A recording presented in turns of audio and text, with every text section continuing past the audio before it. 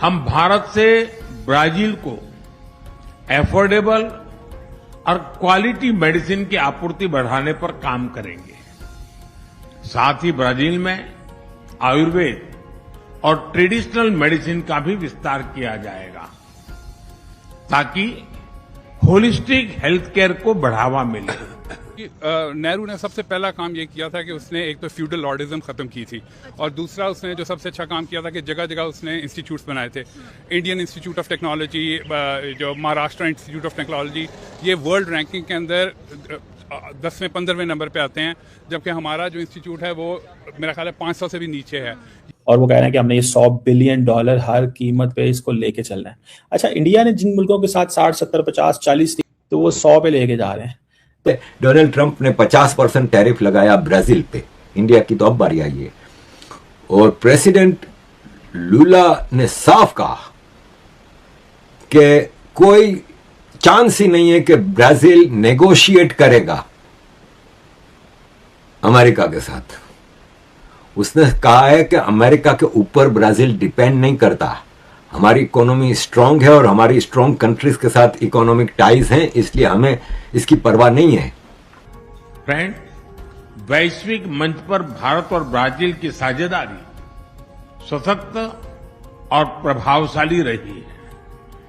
लोकतांत्रिक देशों के रूप में हम ग्लोबल साउथ की प्राथमिकताओं और आकांक्षाओं को आगे बढ़ाते रहेंगे।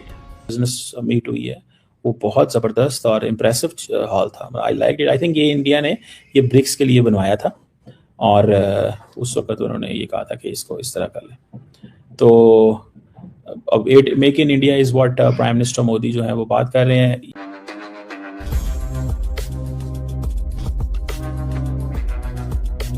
ब्राजील के प्रेसिडेंट लूला ने कहा है कि जो 50% टैरिफ है ना, उसके लिए मैं प्रेसिडेंट ट्रंप के बजाय प्राइम मिनिस्टर मोदी से बात करना पसंद करूंगा। और हमारे डिप्लोमेटिक रिलेशंस इंपॉर्टेंट हैं अमेरिका के साथ और 201 साल से हैं। मैं किसी भी सूरत अमेरिका जो कोशिशें करता रहा है ना कि ब्राजील में रेजिम चेंज करवा सके, उसके आगे मैं सीसा प्लाई दीवार हूं। याद रहे कि पिछले ब्राजीलियन इलेक्शन में अमेरिका की डीप स्टेट ने पूरी कोशिश की थी, एड़ी चोटी का जोर लगा लिया था कि लूला को हरा दे, लेकिन नहीं हरा सका। और यह है कि आज अमेरिका को गुस्सा आ रहा है। आदिज दोस्तों, अमेरिका में पाकिस्तान के एक्स एम्बेसडर हुसैन हक्कानी साहब ने कहा है कि खुशफहमी से बचना बहुत ज़रूरी होता है। जिस मुल्क ने आपके नेबरिंग कंट्री की उम्मीदें बांध के तोड़ी हैं, वो आपकी भी उम्मीदों को ऐसे ही रेजा रेजा करेगा। मैंने आपको अपनी पिछली वीडियो में मिसालें देकर समझाया था कि किस तरह सद्दाम हुसैन, उसामा बिन लादेन और ऐसे कई फर्डिनेंड मार्कोस, फिलीपीन का प्रेसिडेंट, शाह ईरान, इन सबको अमेरिका ने ही टॉप पे पहुंचाया और फिर इनका क्या हशर हुआ। शाह ईरान को आखिर दर बदर होना पड़ा। फर्डिनेंड मार्कोस जब उस फिलीपीन में रिवॉल्यूशन आया तो उसको भागना पड़ा, तो अमेरिका ने एंट्री बैन कर दी इसकी अमेरिका में। पूरी दुनिया, टाइम्स मैगजीन, न्यूज़वीक वगैरह लिखते थे कि फर्डिनेंड मार्कोस जो फिलीपीन का प्रेसिडेंट, वो अमेरिकन CIA का एजेंट है, डिक्टेटर था। मेरा ख्याल है 17-18 साल रहा। जब वो भागा था तो इसकी बीवी एमेल्डा मार्कोस, मेरा ख्याल है, नाम मैं भूल रहा हूं, उसके घरों को वो चेक किया गया तो उसके पास पता नहीं कितने हजार जूते के जोड़े थे, पूरे कई कमरे भरे हुए थे। तो ये अमेरिका है। डोनाल्ड ट्रंप ने पहले कहा कि इंडिया बहुत ज्यादा तेल खरीद रहा है रशिया के और यह है कि प्रॉफिट कमा रहा है और रशिया को भी पैसे दे रहा है। रशिया की वार मशीन जो है यूक्रेन में कितने लोगों को मार रही है ये जानते नहीं हो। और 25% टैरिफ। इंडिया ने इसका जवाब भी दिया कि हाँ ठीक है, हम अपनी आवाम का, अपनी जनता का, अपने कंट्री का फायदा देखते हैं और हम अपनी कंट्री के लिए पॉलिसीज अपने कंट्री के लोगों के फायदे के लिए बनाते हैं, तुम्हारे उस पर नहीं चलते। और यह है कि सही है, ये तो यूं सही, इसको और गुस्सा आया। ये these are the main reasons कि जिसकी वजह से हम पीछे की तरफ जाते जा रहे हैं और बदकिस्मती से इंडिया ऊपर से ऊपर चला। ये चीजें तो रिकॉर्ड में है ना, एजुकेशन में देख लें, IT में देख लें, टेक्नोलॉजी में देख लें। जी बिल्कुल। और चाय वाला, मतलब ये एक्चुअली हम मजाक उड़ाते हैं, लेकिन एक्चुअली हम अपना मजाक उड़ा रहे हैं कि उधर एक चाय वाला अगर ऊपर पहुंच गया है तो हमारे यहाँ तो वो मतलब जो एजुकेटेड जी वो जरदारी का बेटा ही ऊपर आएगा या नवाज शरीफ का बेटा ही ऊपर आएगा या फजल रहमान का बेटा ही ऊपर आएगा, एक चाय वाला ऊपर नहीं आ सकता। अभी रिसेंटली बल्कि अभी हाल ही में समिट हो रही है, समिट दुनिया में उस तरह की समिट इससे पहले यूके वगैरह ने करवाई थी, जो कि अब इंडिया में हो रही है एआई की। यहाँ पे एआई का हाल देख लें।